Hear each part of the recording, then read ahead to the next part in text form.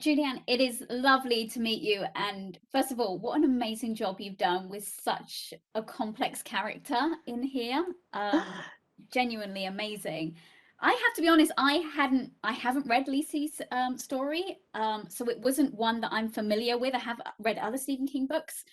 So how would you sell this to someone who hasn't got a clue about what it is? Well, it was interesting to me that this was such an important book to Stephen King. You know, he always says that this is his favorite, and you think, with my gosh, with all the things that he's written, how could he possibly choose a favorite, right? But then when you read it, you realize that it's sort of sprinkled with all of these literary references and influences that were really important to him, I think, throughout his career.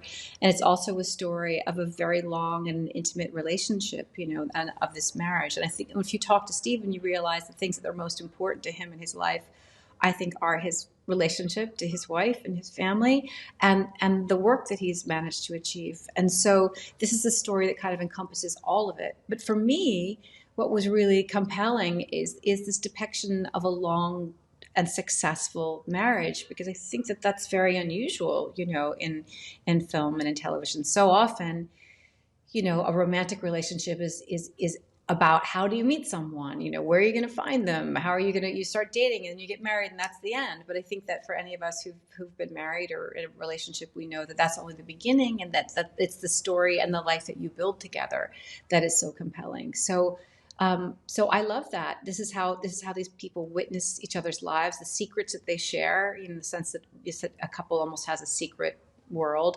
And because it's Stephen King and the supernatural is involved, that secret world is actually made manifest. So there you go. How much did Booyah Moon resemble what you had in your head when you read the novel? What we see on screen? Like, was it completely different? Or when you saw it, were you like, oh, I kind of imagined it that way? I think the thing about the imagination is that it's elastic.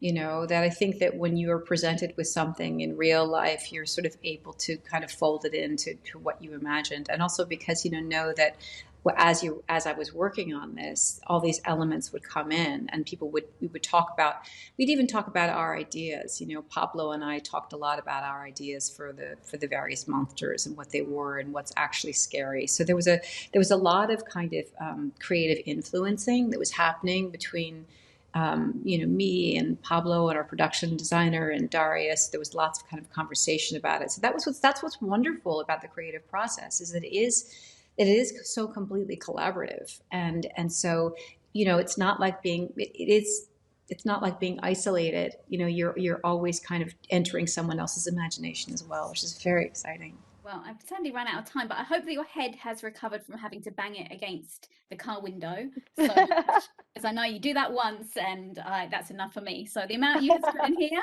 I did feel for you. Julianne, thank you so much, Thank and good you. luck with it when it comes out.